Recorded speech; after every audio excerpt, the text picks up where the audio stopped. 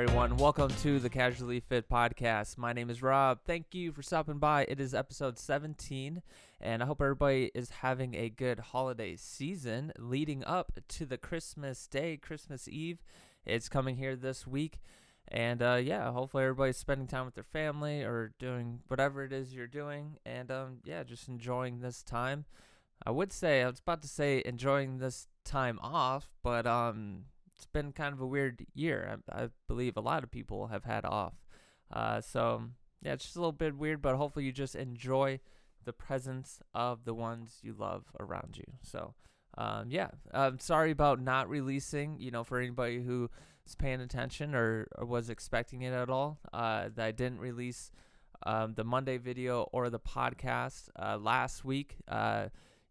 Things just kind of came up. Everything kind of got all hectic. There's a lot of moving parts going on right now in my life, and just didn't seem feasible to do it. So I didn't do it, but here I am back today. I'm back with you, and if you're looking for a structured podcast today, I would say wait till next week, okay? This week, I just wanted to, kind of point out something and then just kind of see where it goes, I didn't. Sometimes I prepare a lot for these podcasts. I do a lot of writing for them, and other times I just, kind of barrel in here and just turn everything on. And today I'm kind of just barreling in here. But one thing I wanted to talk about is, what's weird? It's an observation, right? So I go to 24-hour fitnesses, and I'm usually all around, right? So, the benefit of, doing this a lot is, I have to write these videos, research these videos, and the benefit of doing that, and this is kind of more, this hasn't been during COVID times, but this is before COVID times. The benefit of it is I can write and research basically anywhere. And I like surfing. And San Diego has a whole bunch of different surfing spots, and there's a whole bunch of different Starbucks. So basically what I would do is I would cruise around.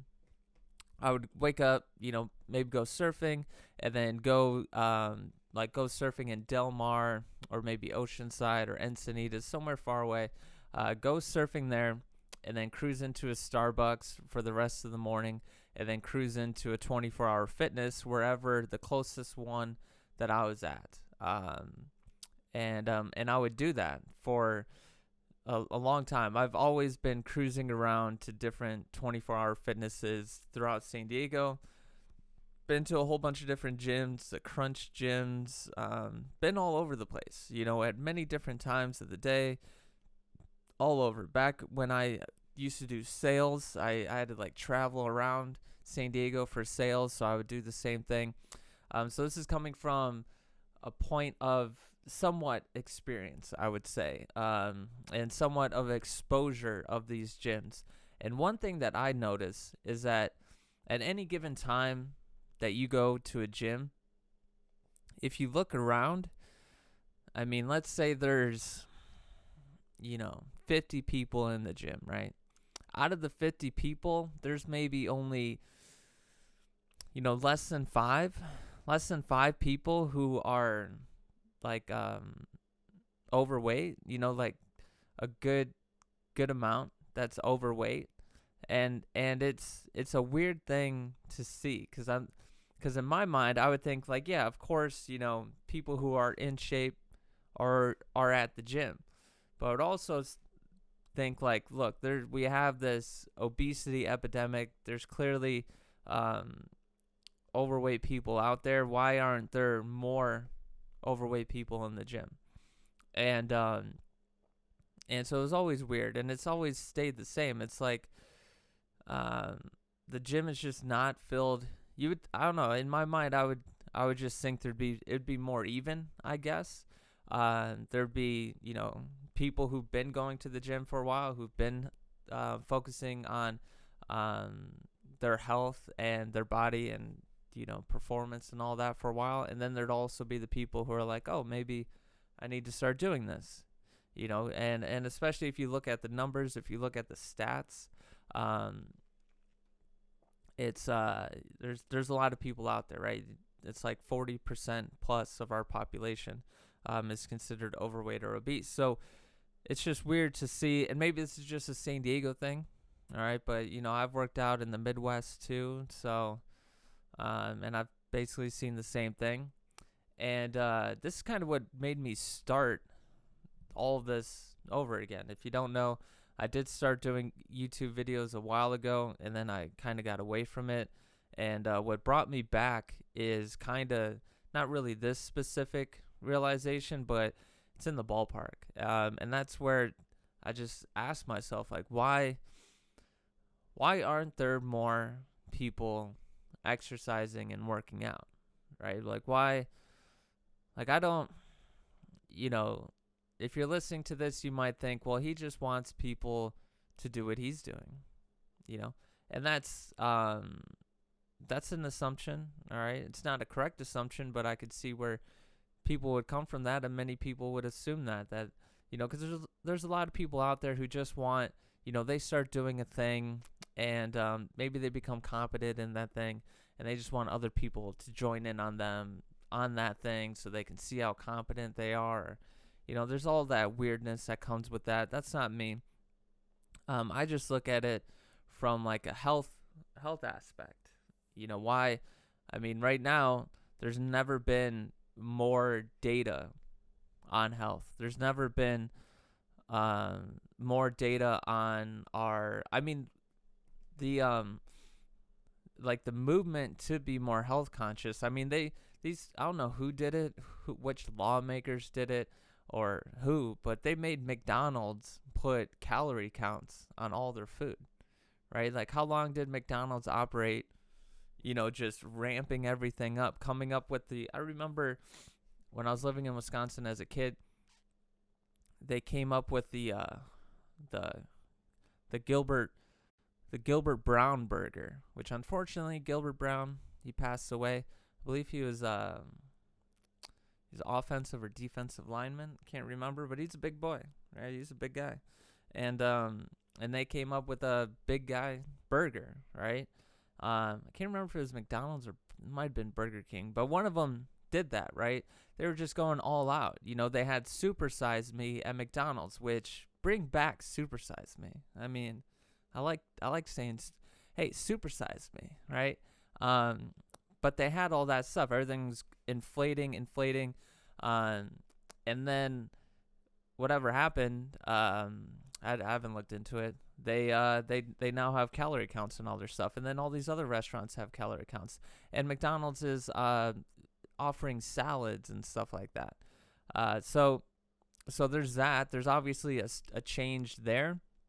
And then if you just cruise on the internet, you just ask the internet a couple questions, and you're going to come up with a whole bunch of different studies and articles about how bad physical inactivity, a sedentary lifestyle is, and just how bad a poor nutrition is. And it's just weird to not see a huge influx of people being like, okay, let's be healthy, right? Just doesn't seem to be the case. And yeah, that's kind of what brought me here today, doing 17 episodes of a podcast that I am struggling to do, right? I'm trying to get better every time I come here. And it's just, it makes me think and wonder, what's going on out there. And I think part of it is, I ask myself, well, what if it's,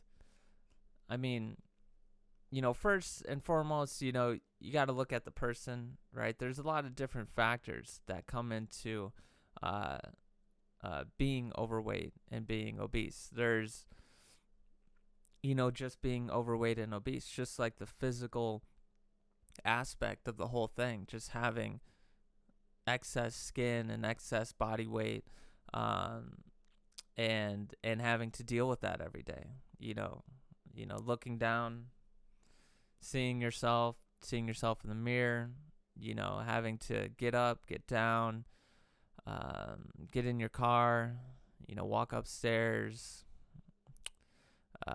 maybe try taking a walk for the beach or walk on the beach. I mean, everything's kind of difficult in that wise. And then you got maybe it's for whatever. I'm not trying to speculate too much. I'm not a doctor, obviously. But then, maybe because of those realizations, then you got depression, you got anxiety, and you got comfort eating, you got and then you got addiction to the food. The food. If you're choosing the wrong food, it's addictive, right? If you're choosing food that's high in sugar, then you got to deal with that. You're addicted to sugar.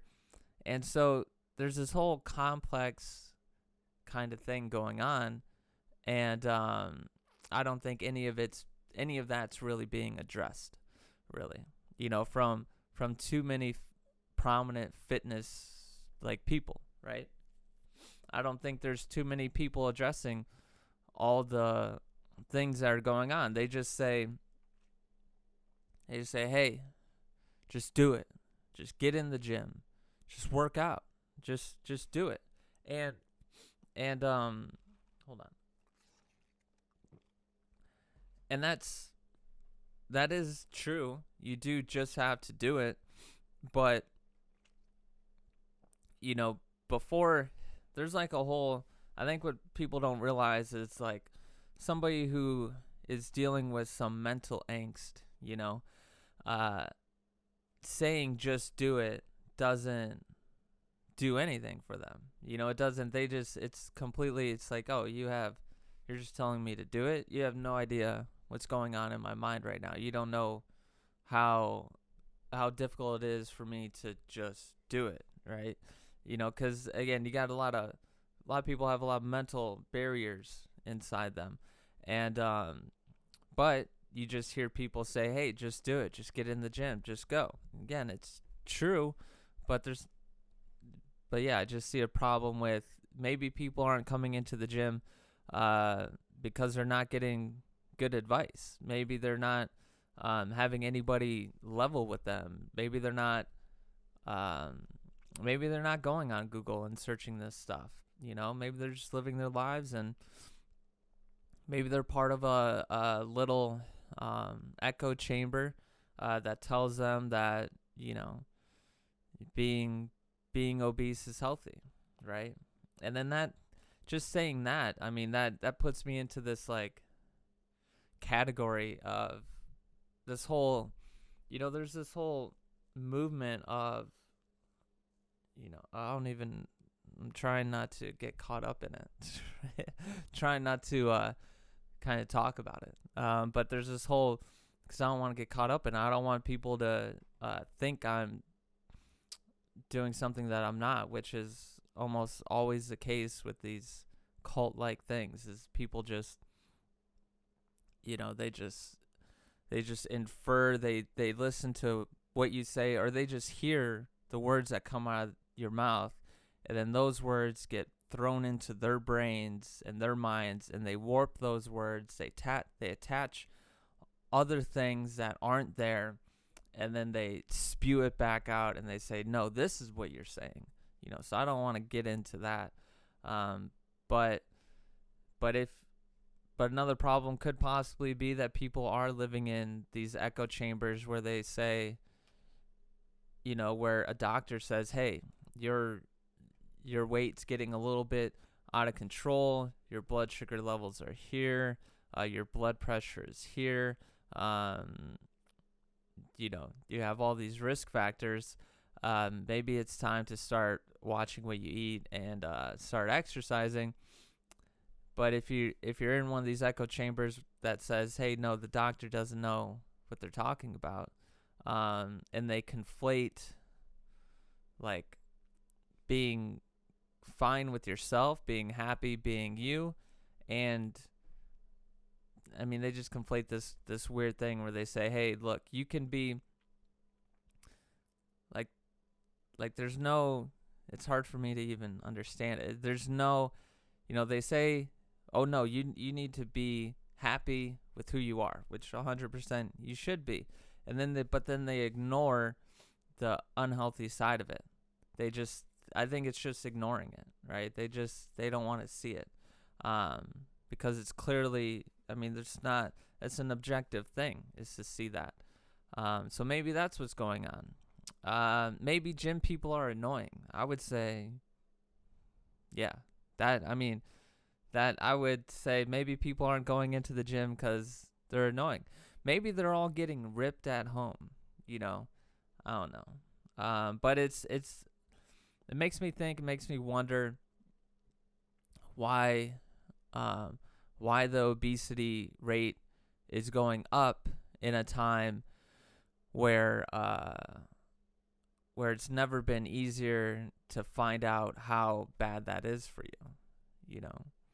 It's just weird. There's economic factors into that as well.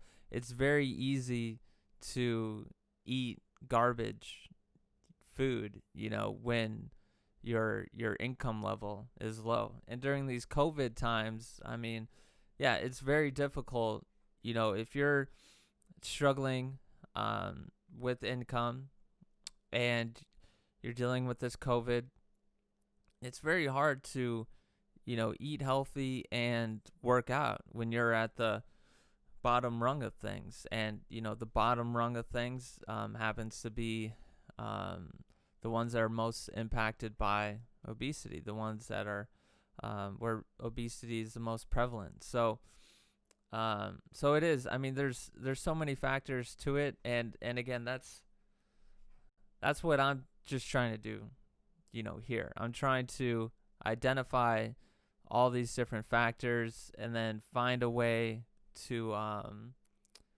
kind of bridge the gap between where these people are, the ones that need some help, and then where the health world is, right? I think there's a huge disconnect right now. And I pick on the Instagram influencers, but the fitness influencers, but I'm sorry, it's just, it's kind of easy. But there's clearly a disconnect between, many of these fitness influencers. Like, there's very few fitness influencers where you can watch some of their videos and you can come away thinking, yeah, that person really does care about me. They don't care. The way they talk to the camera, the way they talk to the people that follow them, it's clear that they are just like, it's like if you go into a retail store, these people are like retail workers, right? They're putting on a face. They're putting on, they're upping their tone in a way that they think people will resonate with and listen to, and they'll come away thinking that they're these, nice, happy, helpful people. Which, again, some of them are, for sure, but a lot of it is a front. A lot of it is just them thinking, oh, I can just make money doing some workout videos, right? And, there's only so many movements that you can do. There's only so many workouts that you can watch. And I'm just wondering how beneficial is that for people? And you're going to see me do some workout videos. I'm going to see how beneficial it is, I guess. But I think there has to be something else other than, because there's also this weird thing with like what they're wearing and the angles of the videos. It's kind of weird when you see somebody being like, this is how you do a tricep pull down, and they got their back completely arched, and the camera is like right, like just a pure ass. It's a weird thing, right? And it's happening all over the place. And I don't know if they're doing these videos to help people lose weight and get in shape and to show them what's up, or they're doing it to gain a male audience and they don't care, what if people are listening or what's going on. They just want to get the followers and get the views. so they can show the sponsors, hey, this is what I get, so pay me this, so yeah, it's weird. So I don't think that's really, I mean, I'm sure it's helping somewhat, but I don't think it's a direct lifeline, helpline to people who are, struggling to lose weight, struggling to kind of see what's going on. Yeah, so I don't know. I just want to talk about that kind of thing I notice. It just seems like, again, might just be here in San Diego, but it just seems like there's not that many people. Again, this, I'm not trying to say just like right now. Obviously, COVID times, like I'm working out outside, right? Every workout I do is outside. It's nice.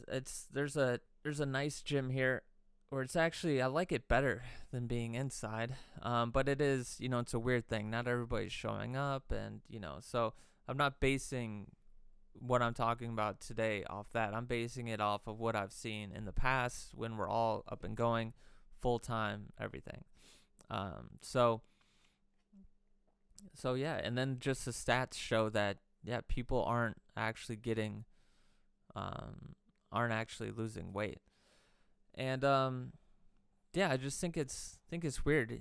Comment below what you think the reason is, or I mean, there's just so many reasons. There's not just one reason for everybody. That's obvious. And I'm just trying to find out what are the main reasons that people aren't doing it. And then hopefully in a non-annoying way, I can talk to these people and be like, hey, look, these are the things that you should be doing, and this is how you can begin to do them. All right, and then this is what you're going to see in the future. These are going to be the possible results for you in the future. Because I wish I could grab, if I had a time machine, right? Or I don't know if a time machine, maybe like a simulator.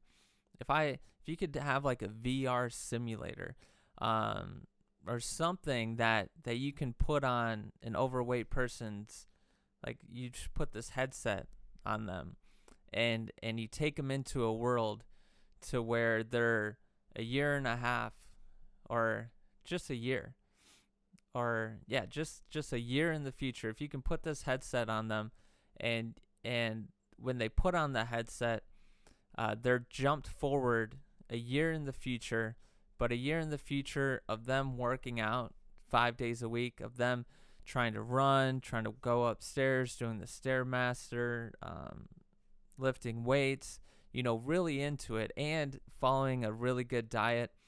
And when they put on this headset, they can kind of they implant those memories almost.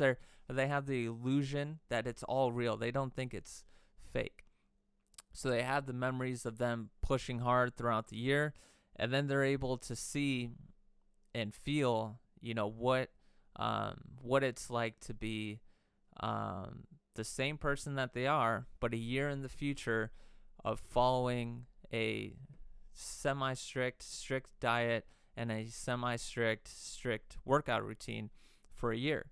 I mean, I think that is, because that's really, you're going to see benefits before that year, but going from that huge change of not doing anything to a year in the future of you doing it for 12 months, I mean, that's all the reason right there. I think if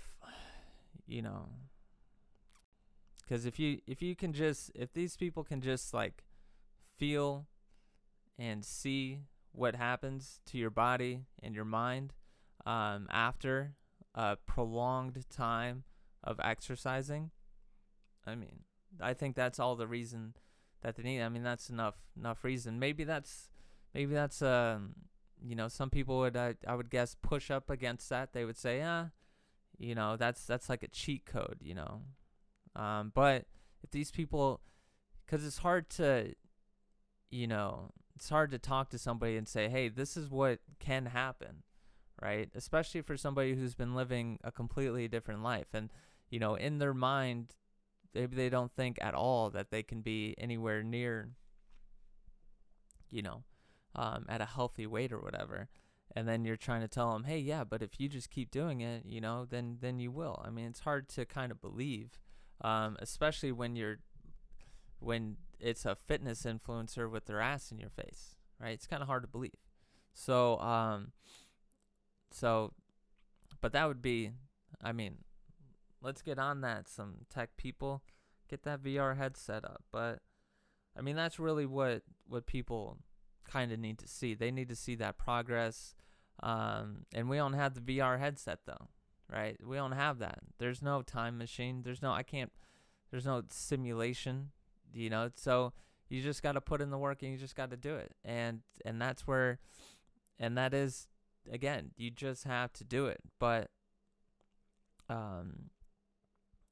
there's more steps to it, right? There's more things that kind of come into play before you can just do it. There's the whole mental side of it that you have to navigate, and that's what I'm going to try to help out. I've gone through the gambit of it, I guess I would say. I've gone through the mental angst of all of it, and I've seen it happen with a bunch of people. So I'm just going to try to translate that over and come up with some videos and come up with some topics that will kind of show you.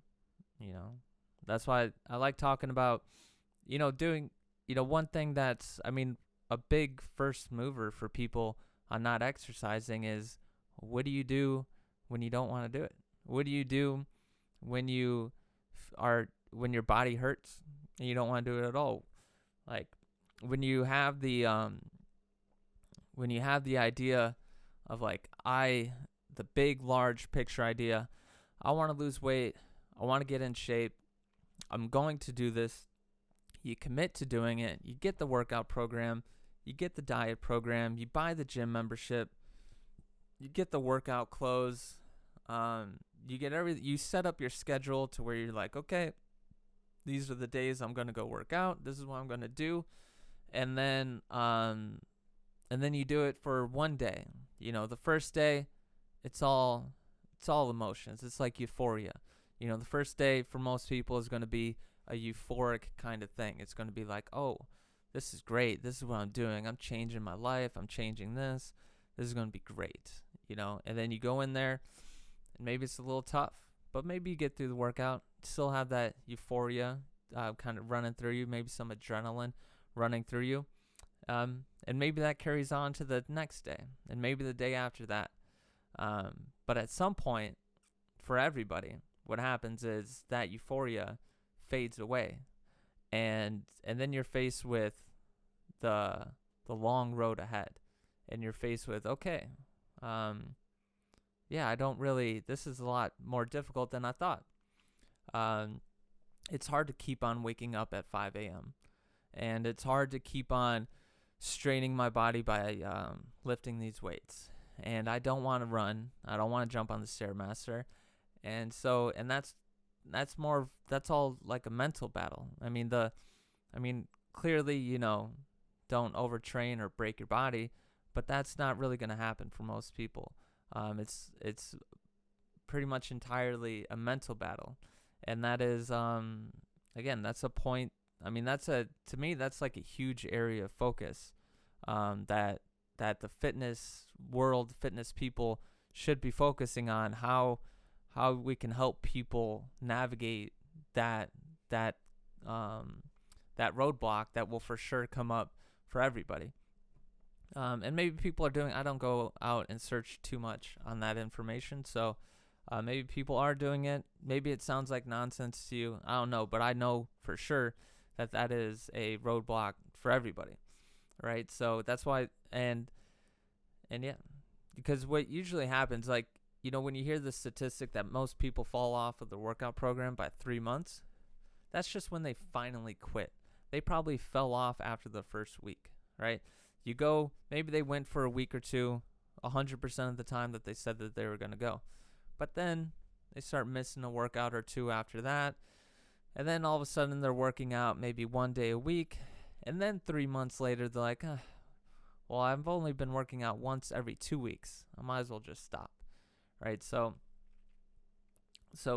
I just think about, I just ask myself, okay, well, where's that point where they started degrading down? And that point is hitting that first initial roadblock after the euphoria kind of pushes away. I don't know why I started talking about this. I'll save that for another episode, I guess. But yeah, I think that's the episode. I mean, just a real quick one, just me kind of rambling around. Just wanted to point that out, get people thinking about it. Maybe start a discussion if you're interested in it. Comment below. Also, shout out to, I have a hater, I guess. Apparently, there's one of you watching is following me around, hating. So I appreciate that. Thank you. I could think of a million reasons why you would do it. Whatever. I hope everything's going good for you. And for everybody else who's listening, I hope everybody has a good Christmas Eve, Christmas Day. Hopefully everything goes great for you. Under the Christmas tree, have some fun. Playing some snow if you're around the snow. I'm getting excited. I'm about to go to Mammoth here in the beginning of January, so I'm pumped about that. And before that, well, actually, this past couple weeks, there's been a good swell that's come in, so I've been surfing a lot.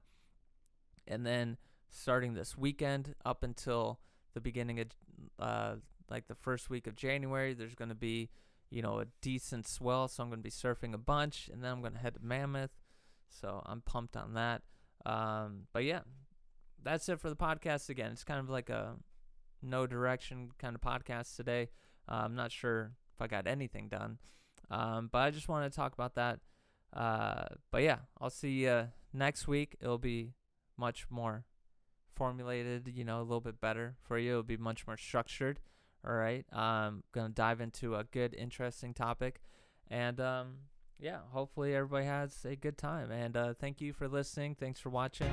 And have a good day.